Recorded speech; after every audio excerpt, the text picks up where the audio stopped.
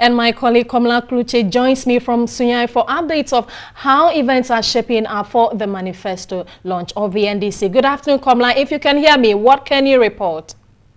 Well, very good afternoon to you, viewers. We're coming to you live from the Sunyani Coronation Park, where the National Democratic Congress is launching its 2016 manifesto, which is under the theme Changing Lives, Transforming Ghana. The manifesto that the President, His Excellency John Dramani Mahama, gave highlights of it within the week already.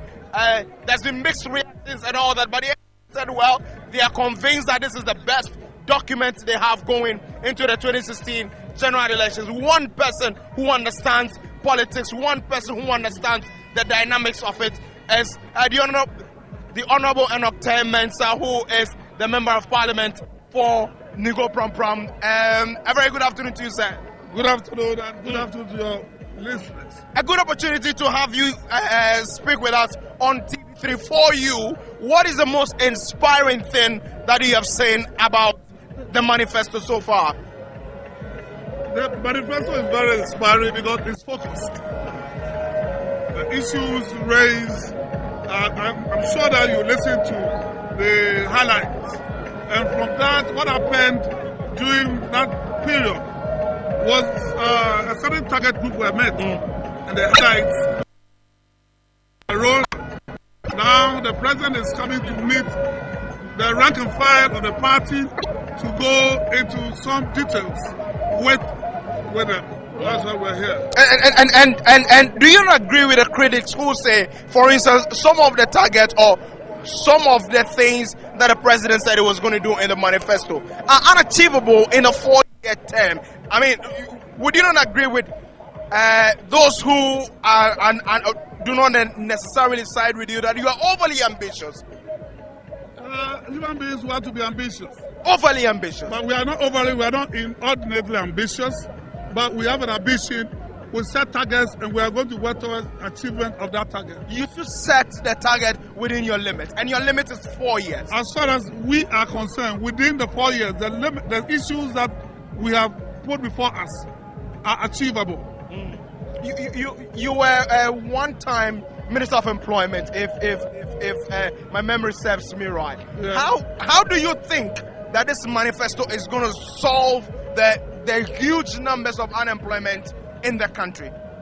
Unemployment is an issue which no government anywhere in the world can say that they can totally solve unemployment issues. But the points that were raised by the president in the highlights, which is going to go into some details today, are issues which will generate employment. Some employment will be generated as a result of the programs which are to be rolled out. The president in 2012 promised a whole lot of things. He was unable to do them, and now he is asking Ghanaians to renew his mandate. How can Ghanaians trust that he is going to deliver in the next 4 years mandate that he is seeking when he has not fulfilled most of the promises that he's made? I am very sure that you know, as I do, that the issues, the things which were promised 4 years ago, many of those things have been achieved. What are those? Oh, you're talking about the schools. You know the number of schools which have been built. He promised 200, and so far 123 have been built, and others are work in progress. Built and in full operation, 123? Some are in operation. He admitted that 10 have been completely built. And that is the point that I'm making. And they've been completely built, the others are work in progress. But I don't want us to take the wind out of his sails. He's going to go into some details. He has also heard all the critics, what the critics are saying. And he's going to go into some details to speak to those issues which are being discussed by the critics. The main opposition party says that you have stolen their ideas bluntly. We're talking about politics. And politicians, there's a saying that great minds think alike. So if by any stretch of imagination they think that we are talking about the same things that they have talked about, so be it. Most importantly, the IMF says that Ghana is officially a epic economy, and in your second term that your party is seeking, how do you intend narrowing to build what, for instance, the minority leader has described as as phantom projects that your government is going into? Whatever he has said is his opinion, and is entitled to it. I don't want to go into the discussion of those comments, but I think that is his opinion. Okay.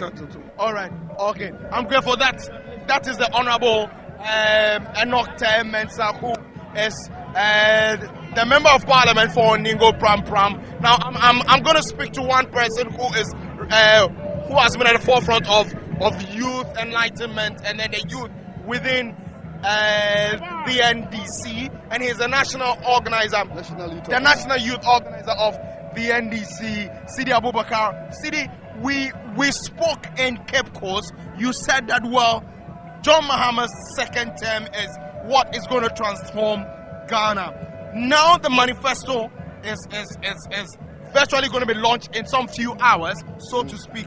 How does this address the numerous unemployment of the youth? Well, thank you so much. I believe you have also followed the president highlights.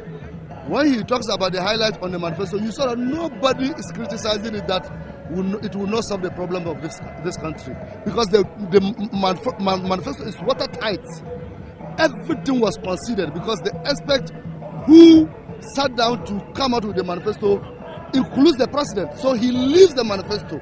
He believes in it. He can talk to it example, because he is part. Because he says, I will not sit down and joke with the destiny of this nation. Let me get involved, because I am the one at the steering, holding the steer. So I must be involved, so that anything that we are going to say will be something that I will be able to implement. And when you look at the job creation in there, he mentioned it. Now we've realized that, look, the yes is going to do a magic. He has now upped it from 10 million, which started with a money of 10 million, now to 100 million annually. And that even the 120 who benefited from the yes, you could see clearly that those people who benefited from the yes, the 120, now they are doing so well. One woman in the northern region was able to get up to 50 people recruited, so they are working with her on the Shabata business that she has established. So, and when you look at it, with all of this, the figures you're mentioning, all of this is the people who are unemployed, especially the youth who are unemployed. What they want is, well, we want to wake up, we want to find jobs to do.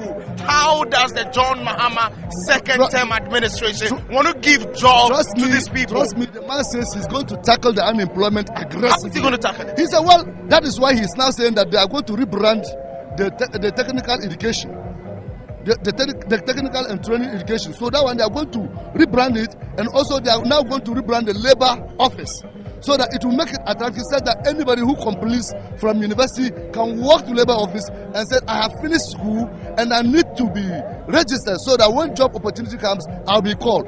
Now the labor office is there, but it is difficult. People think that the labor office is only for laborers.